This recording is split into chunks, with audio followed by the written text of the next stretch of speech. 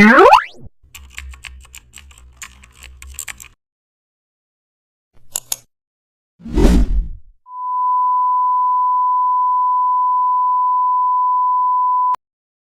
back to the channel. Don't forget to like, share and subscribe for more updates. Today we are explore an amazing topic of Photoshop, how to create viral post frames using shapes presets. With a square canvas, pick geometric shapes like circles, hexagons or diamonds. Arrange them as a frame around your photo.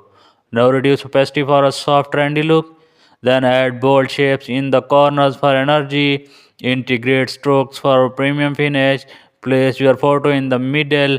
Then overlay patterns using small repeated shapes. Add modern text such as breaking, trend, etc. Use bright viral colors. Then add motion lines using elongated rectangles. Place your username at the